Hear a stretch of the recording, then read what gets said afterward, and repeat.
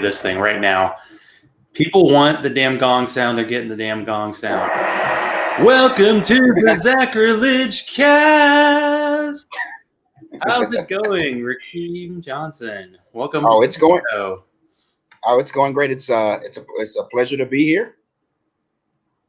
Thanks to Chris, who's in the chat room, who initially suggested you be on the show. So here we go. What up, Chris? Thanks for the recommendation. Well, maybe at the end of the show you can let me know if you thank him. But for now, we'll go with that. So we'd like to start the show with some out of context quotes. This is from the Outer Voices podcast, which you co-host. Because fuck the Constitution. That sounds about right. Constitution's a mess. It's a mess.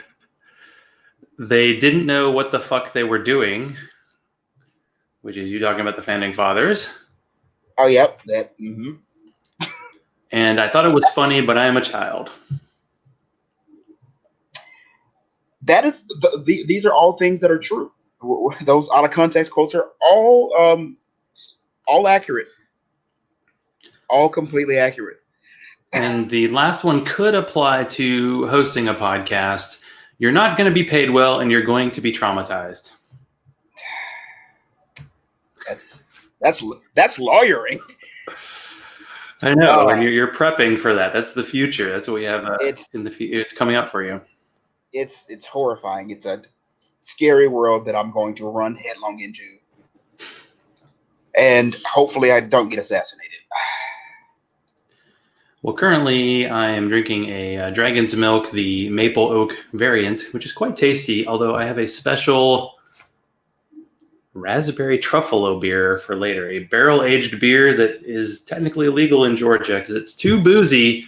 Raspberry, bourbon, chocolate, exactly. So we'll move on. I don't know if you're having a beverage during the show. It's totally up to you. I am not, but that sounds delicious. Sounds good. I was hanging out with some family members, and they're all big Bud Light fans. And it was like a friend of my dad's was there, and he's like a big bourbon guy, and he's like, "Ooh, bourbon barrel." I'm like, "Oh, here you go. Try some of mine," because like otherwise, I'm like, no one's gonna drink my beer but me. Yay! I'm kind of that way when it comes to that. When it comes, what about your preferences when it comes to beer? Might as well start with that. If you're a beer guy. So. Normally, I would drink a nice sour or ghost. Like I generally like the fruitier beers with something with some like personality to it. Okay, yeah, I'm a stout, sour kind of guy. So sours are delicious. There's a Brooklyn sour that I've had up here. I think it's just from I think it's just called like the Brooklyn Brewery, Brooklyn Sour, and it's like simple and delicious.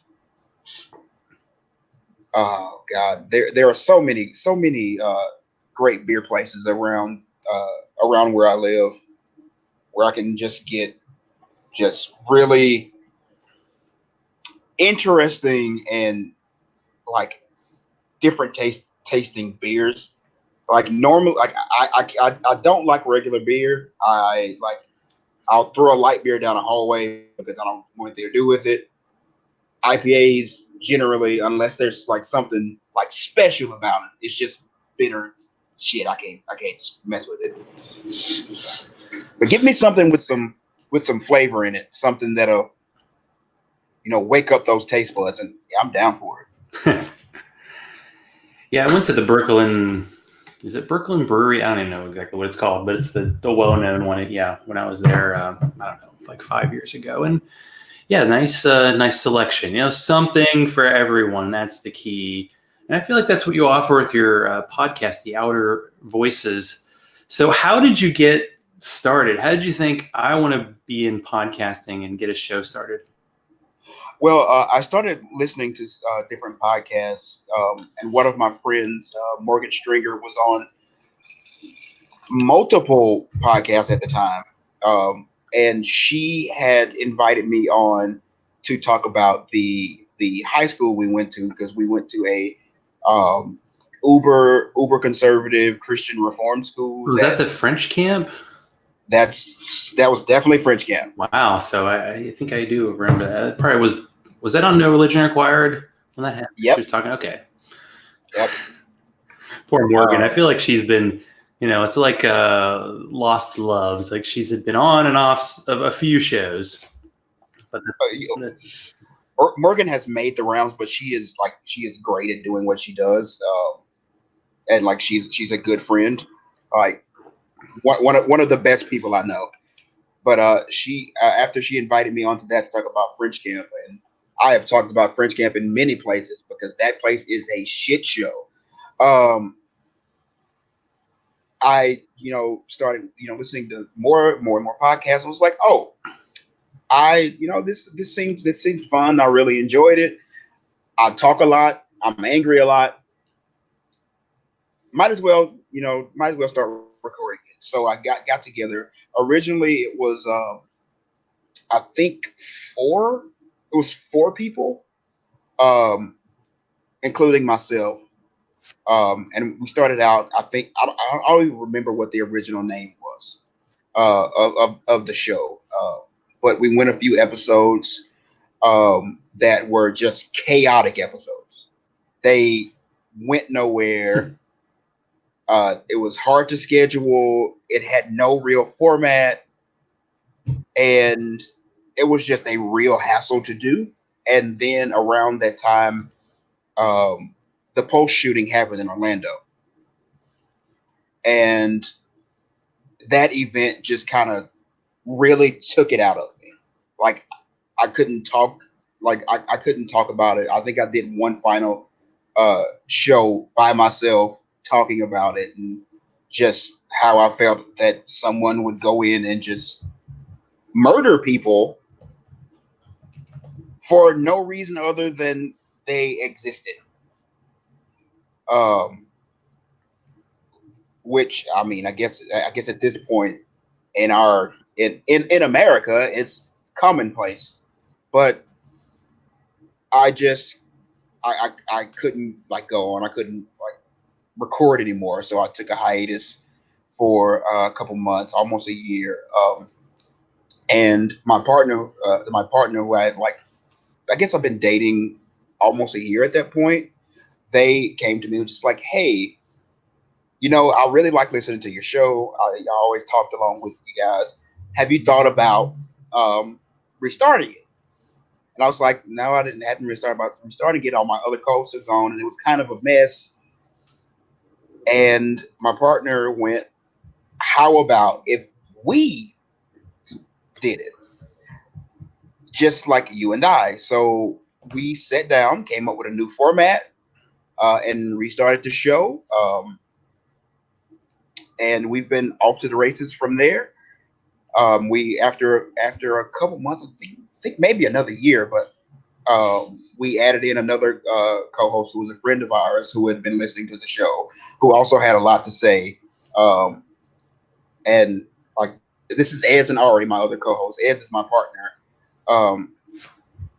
and like I said, we've been going strong since. The show usually comes in a format where we talk about like news stories that we think are important or things that may have caught our attention in the news.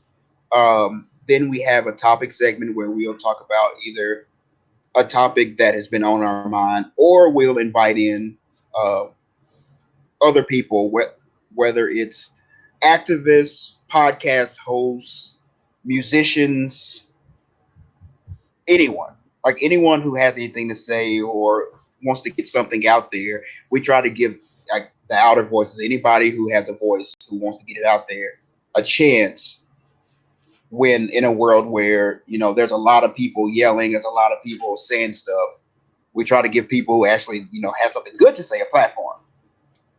And there's, like I said, there's the news topic, and then we have a sex segment, which my partner slash co-host is hope. That's their section because they're a budding sex educator, and that's where we talk everything about from body positivity to sex positivity to how to use different forms of protection and how to discuss consent and how to hit somebody properly and when you're doing kink stuff. So just about anything you can come uh, think about in sex, we try to cover.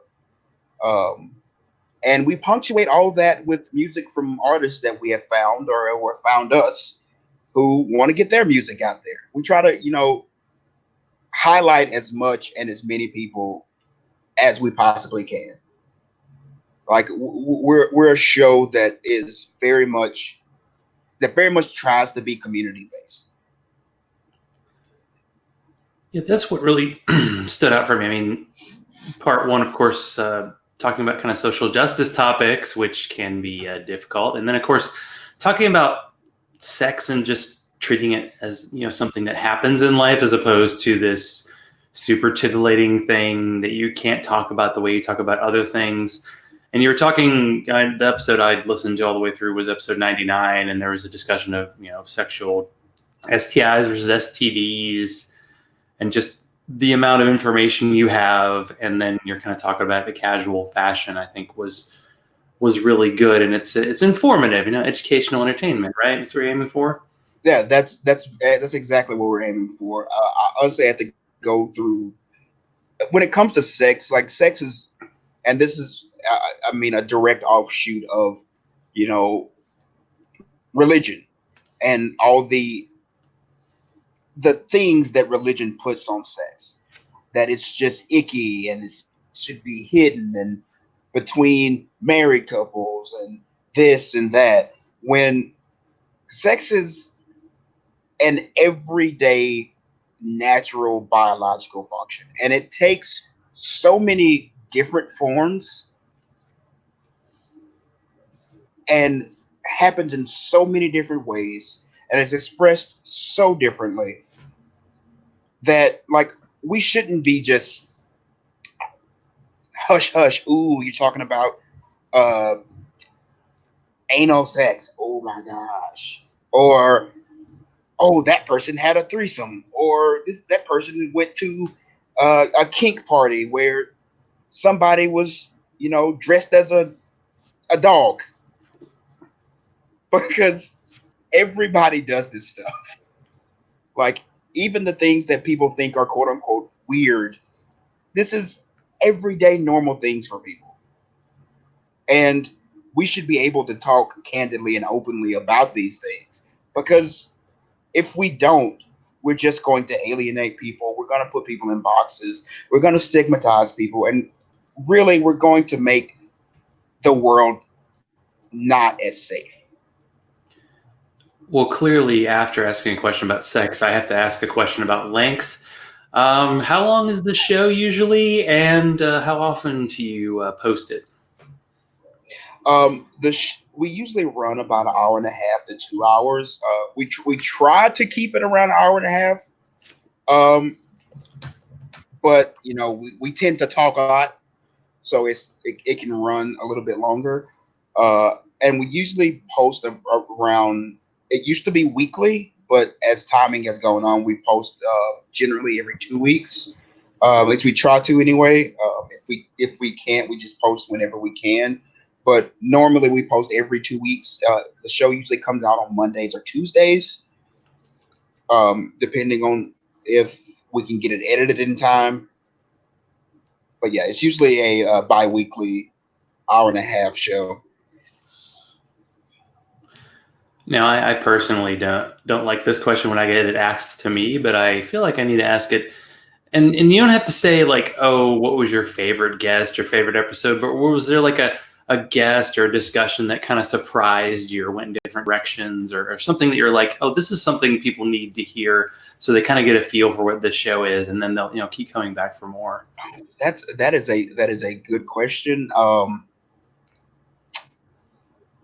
would say two episodes really stick out. One is our episode 69, which was our sex show, and it was all just sex related questions. Um, and like that was a real like deep dive into like once again different sex related questions. Um, a lot of information. It was funny. It was fun. Um, I think that really gets our essence. Like we try to educate. We also try to talk about like our experiences, and we also like to have fun. And the other thing would be our it was a two-part series on uh, Christian schools Hmm.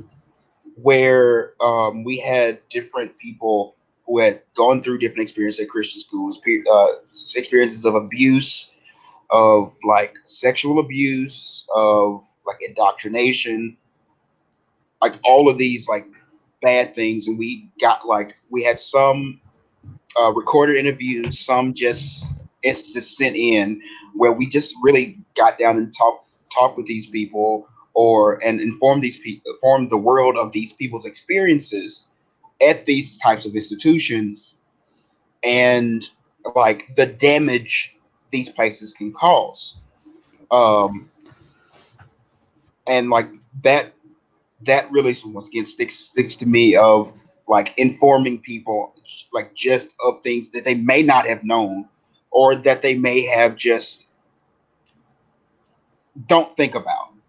Because I mean, Christian schools or religious based schools, you see, a person going, oh, I went to Catholic school, or oh, I went to like this boarding school or whatever, and they people don't really think of what that experience was like or could have been like. And there are like mountains of mountains and mountains of evidence that a lot of times these institutions are abusive and dangerous, and people end up in really, really bad situations because of it. But on an everyday basis, most people wouldn't think about that. Yeah, there is this assumption, and I think a lot of quote unquote atheist podcasts think like, oh, well, we've gone beyond religion. Now it's time to talk about social justice, which is another, landmine right there. But Right. they don't think of the day to day stuff that happens and what people, two coworkers at my job talking about taking their kids to Christian schools, and there's just the assumption that like that's a good foundation for them without really getting into what it actually might mean, what they might be getting taught besides, the whatever the three R's or whatever they're teaching kids in school these days. I don't have kids, so I can pretend I know, Right. but I don't. That's the thing. Like a lot of the time, especially like being an atheist and being within the atheist community, we generally tend to focus on like, oh, religion is it's the ultimate evil that we are. That's the only thing that is important. We have to battle religion, but we never think of like I was saying the day-to-day stuff, what that means. You know, y- we we haven't quite learned to. And this is something this is a term we use on our show all the time. But intersectionality, we haven't quite got that intersectional like talk on like focus on things that we should, and that's something we focus on a lot on our show. Like things intersect and affect people's everyday lives. It's one of those terms that gets automatically branded as bad, but then I start thinking of like postmodernist Marxist stuff that nothing has to do with each other, but the terms sound mean. So when you talk about intersectionality, I mean, obviously things intersecting makes sense, but why is it important to discuss kind of in a social justice context? And I feel like a bunch of people are drinking when I say this. Well, and especially like as someone who was in law school, it comes up a lot in a social justice context. People like people tend to compartmentalize, like, oh, I'm fighting for this thing, or I'm focused on this thing and that thing. Like, I'm going to focus on LGBTQ issues, I'm going to focus on atheist issues or black issues. um but intersectionality is the idea, which is, I mean, it's a not even an idea, it's a true fact that people are not just one identity. one identity. Identities intersect and create different things that actually affect how a person's life. Like you can be like a black person and a black straight male is going to have less like things weighing down on him in his life as a black trans woman who's an atheist. Like there are cross sections of like oppression and cross sections of privilege that create what people's daily lives are and creates people's experiences. And we can't fight for people's experiences. We can't fight for social justice properly until we realize that things do intersect. Um, I don't know if we were going to talk about it on the show, but one of the big things that had come up recently was Dave Chappelle's comedy thing and all the hullabaloo over that. And that, like, to me, that is a good example of people not understanding intersectionality and where certain where certain experiences and mindsets lead people. Yeah, I think we were going to discuss. I think the initial. I think I posted it to some atheist podcaster group. Hey, you want to talk about the Dave Chappelle and comedy and cancel culture? Which it's really weird because this whole cancel culture discussion seems to be like people are getting canceled. Oh, you mean all the people who are continuously getting more Netflix shows and are on a bunch of podcasts and getting all that? That's the cancel you're talking about? See, and you made a comment on I think Chris talked about it. Darn you, Chris! You always keep coming up. And obviously, as a white dude, I can't I can, but I probably shouldn't discuss black man discussing issues. But it appeared to be there's some problematic aspects to it. But you had a better background on that than I clearly do, and I haven't even seen it, so not much to say on it. Well, I will. What I said was what it came down to was this. So what a lot of people were coming at Dave Chappelle for, especially, was his comments about the LGBTQ community, uh, and like his experience with that, whatever. And as I watched it, I was like, yeah, that's offensive.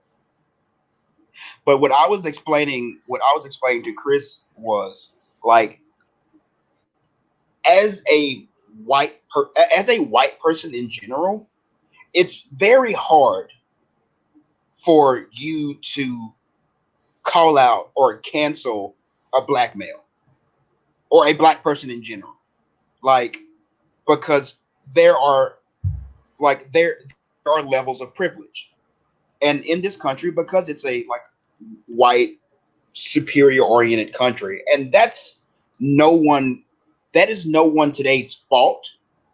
That is how history and people manipulating things has worked out. That is how race has evolved. That is how society has evolved. But because of that, privilege has been stacked in certain ways. Now, Dave Chappelle was like what he was saying was offensive, like certainly offensive. But what he was trying to say was coming from the position of a black male, and he's coming from a black male who sees all white people as being above him socially, politically, and economically. It doesn't matter if they were white straight, white LGBT, white trans, whatever. All white people are above him. So in comedy, there's the idea of punching up and punching down. When you're a comedian, you're supposed to punch up. You're supposed to punch up at people who are socially, economically, politically more powerful than you, and not harass people who are lower than you. But coming from the position of a black man, Every white person is higher than him. So when he was making comments about the LGBTQ community, as he was making them as a black man seeing LGBTQ white people holding more political, social, and economic power than him. And this goes back to this intersectionality thing, because because while he was making those comments based on I'm punching up at all of these people, he ignored black LGBT people and black trans people, though, and who are more marginalized than he, because he is a black straight man. So it becomes difficult when trying to call out something like that, because as a white person, you're telling a person when you call out Dave Chappelle, you are telling a person who is politically, economically, socially lower than you that they can't say something, and you really can't do that because not you in particular, but like It's like I can. I'd get more YouTube subscribers if I did. Dang right, it. right. Dang But this conscience of mine. like, as a person that like inhabits those powerful, privileged places in society, you can't you can't call out someone lower who is upset, who is coming from a situation where they're seeing them and people like them getting the bad end of the stick. However, for black people and black trans people, they should definitely be calling out Dave Chappelle. And black LGBTQ people, they should definitely be calling out Dave Chappelle, because his overstepping was really at them, because they are even more marginalized than he is. He has no business doing doing says aimed at them. So it's comedy. It's tough, because you have to walk them. You have to think about that line and walk that intersectional line. It's just, it actually there was one line doing that during that stand up special where he was just like, he said the FAG word. I'm not gonna say that word, but he said the FAG word, and he's and in a sketch on his show, and Standards and Practices on TV went, you can't say that. And he's like, well, why can't I say it? He goes, because you're not a gay person. And then his response was, well, the the N word with the hard R, you let me say that, and I'm not an N word with the hard R. So there are, and that highlights that there are still hierarchies, there's still privileges that are out there that don't even out. And coming as like I said, as a black person, seeing that and going, it's okay for people to say this word that's offensive to me, but I can't say this word that's offensive to someone else, especially considering the history of slavery, the history of oppression, over policing, and this and that. In his mind, he's like, well, that's not right. Why are people who are more privileged than I am, why do they get the protection that I don't? So it's like I said, it's a very tough situation, and it's very hard to navigate. And I think comedy, like modern comedy itself, is in a flux period where people are like having to learn how groups intersect, how experiences intersect, and catering comedy and catering what they say in an acknowledgement of that intersectionality, and in that and punching up in the proper way. And that's why these like dumbass like Netflix specials of triggered and whatever because the response to the idea of punching up is, well, I can't say anything because everybody's gonna be offended and everybody's just freaking snowflakes and blah blah blah. So I'm just gonna make a Netflix thing and say all of the things, and I'm gonna aim at all that people who are lower than me. And doing that, you're a piece of shit. And Chappelle is getting dangerously close to doing that. But it's like 1,000 of them, and it's stupid. Like you gain nothing but like stupid dumbass followers who are already just out of control at this point from those shows. Like you're not helping comedy by doing this dumb stuff. You're not making it any better. You're not evolving comedy in any sort of way. You're just banking on angry people who are being shitty to like your stuff. Yeah, if somebody's aiming for the whole, well, if I offend enough people, I'll get enough attention, that's good. But the point that you brought up that I thought was interesting, a little different than what I've heard, is the fact that maybe Dave Chappelle is thinking LGBTQ community as the white version, but that's a bit of, the black culture of like, people are trying to make any kind of minority culture, including, atheists, at least that part I know myself, into one thing. And one thing we know, all atheists don't get along, so clearly all other minority groups are not going to all get along. Well, and have words for him that hopefully he would actually hear, as opposed to something I could critique him about, which I won't because I didn't really see the special anyway. It's actually a very interesting thing, and it's back on the intersectionality thing. Is that black people inhabit the lowest socioeconomic political place in this country, and it has been that way since before the foundation of the United States. That's unfortunately how it is. And when it comes to other minority groups, like such as the LGBT community, such as the atheist community,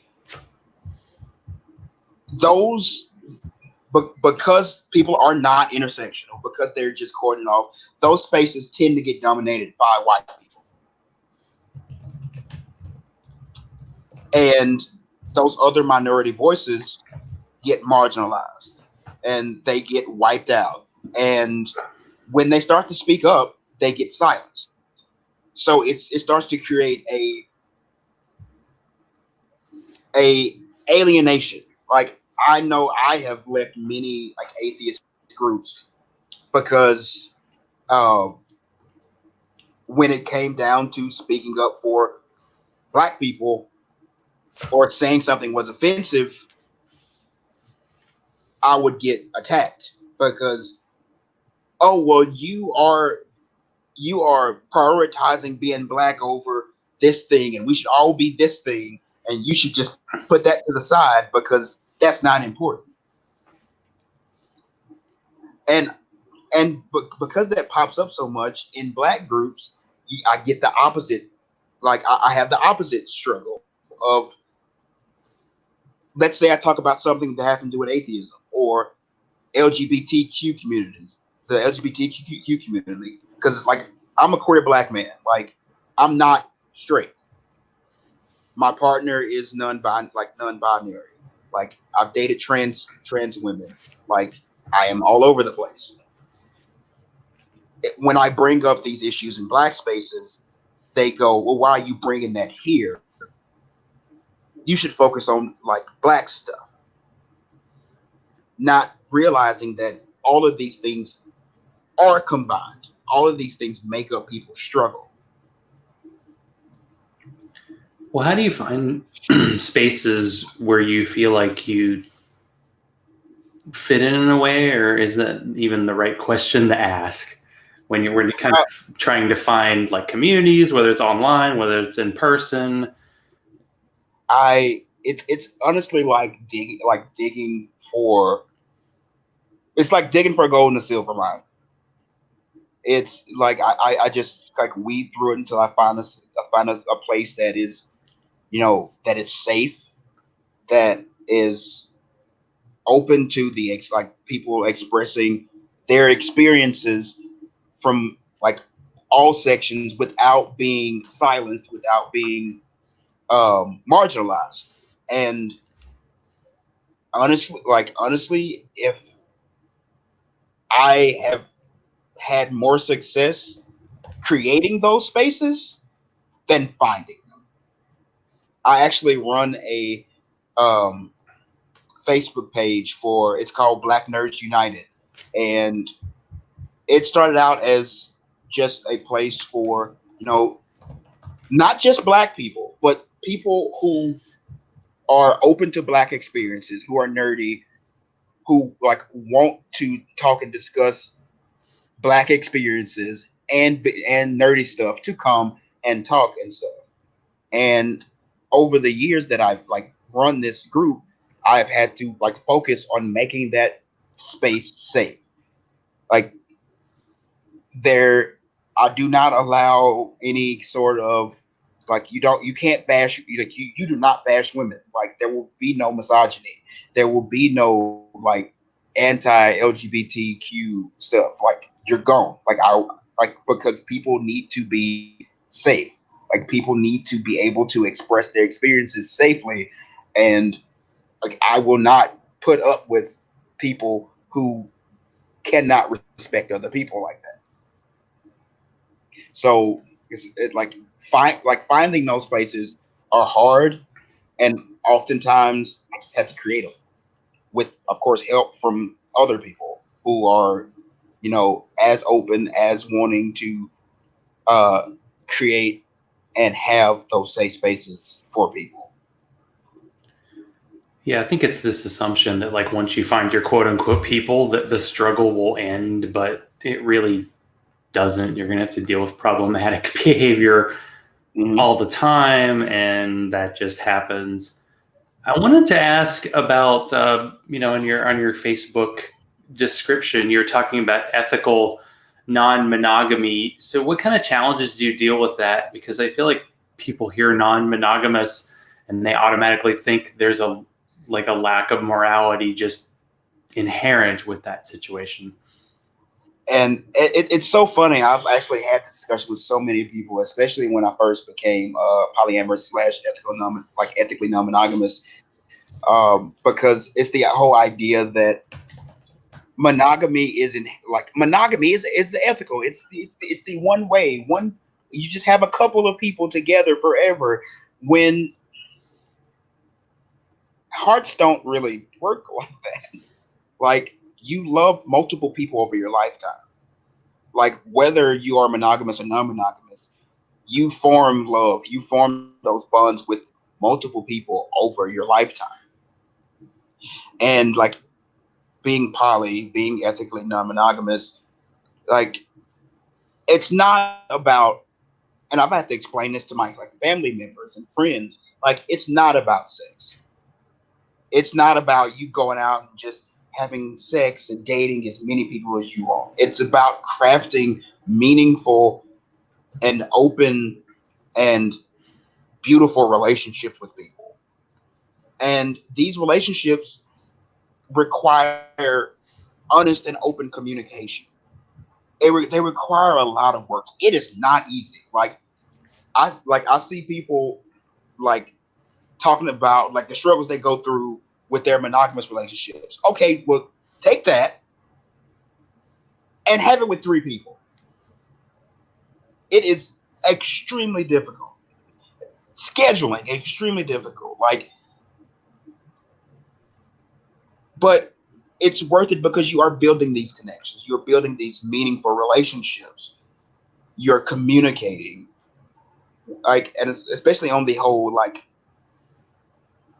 is it moral thing or you just want sex? One of my partners, who I've been with for almost 3 years, they are on the asexual spectrum, if they want sex, it's rare.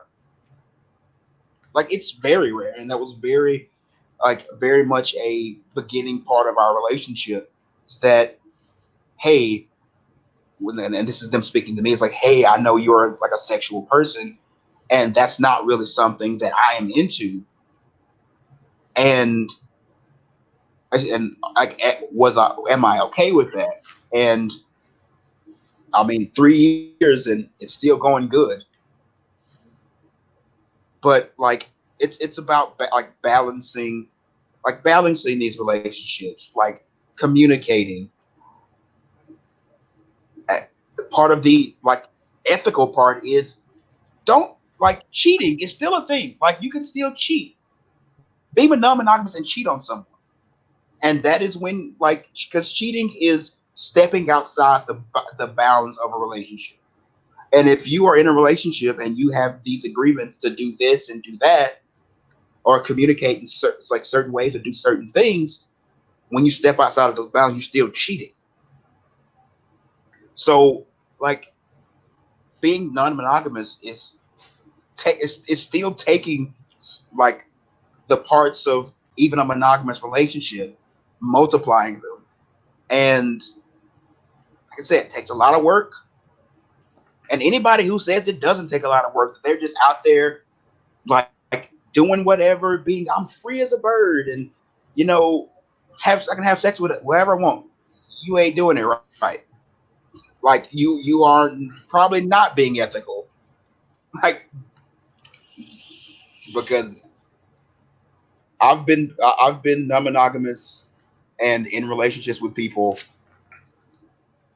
for like 4 or 5 years, getting close to now. And I know I'm gonna get called out for getting the year wrong, but 4 or 5 years now, and it's not it's not all free, but it's not all free and free love and all that. It's like I said, a lot of work, a lot of communication, a lot of scheduling. Like you got to be prepared to schedule stuff. Being there for multiple people emotionally. It takes a lot, but it's entirely worth it for the people who want to do it.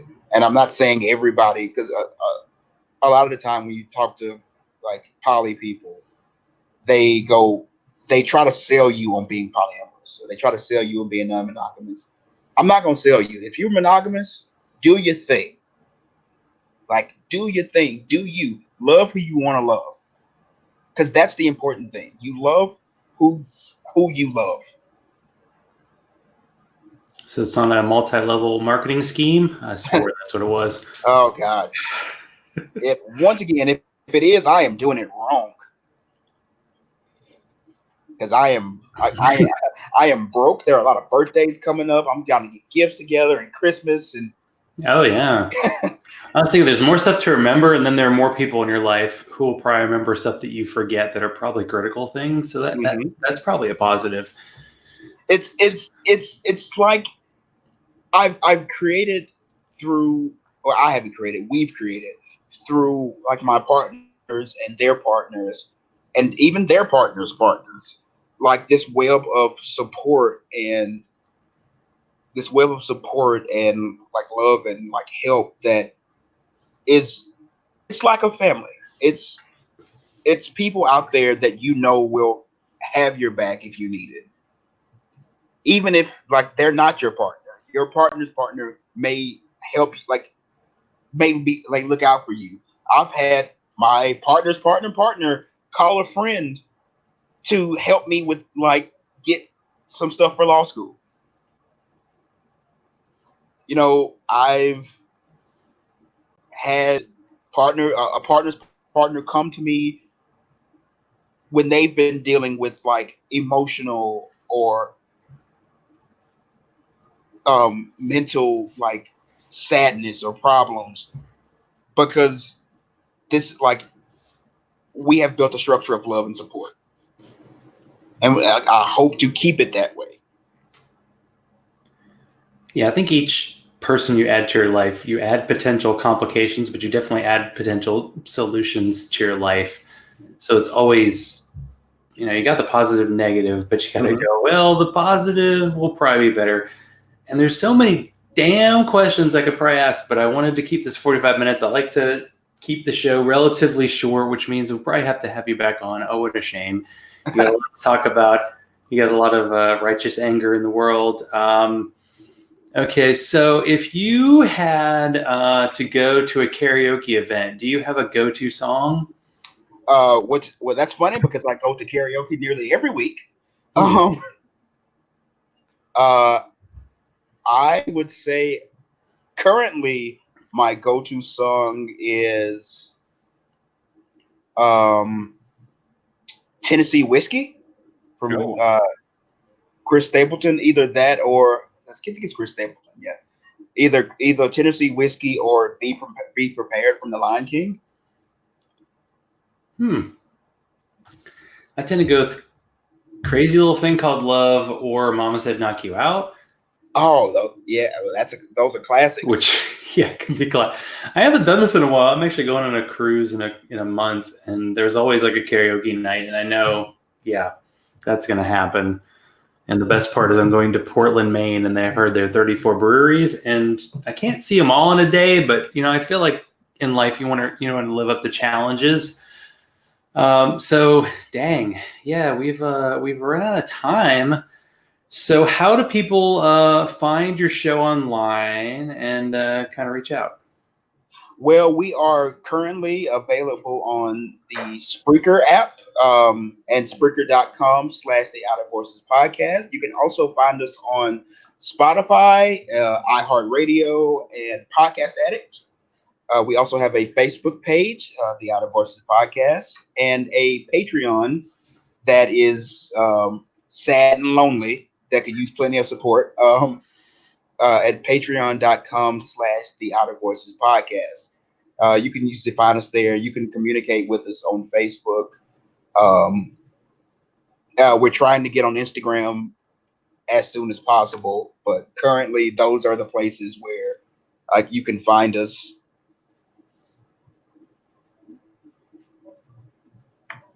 Yeah. Well, sounds good. All that stuff will be in the show notes, and I'll share the beer selections I have for the night. So thanks, Rakeem, for being on tonight. It was great being on. I haven't done one of these interviews for someone else in a long time, so it was a pleasure. I loved it. Well, everybody else is missing out, but it's good for all of us. So thank you. No, hey, thank you.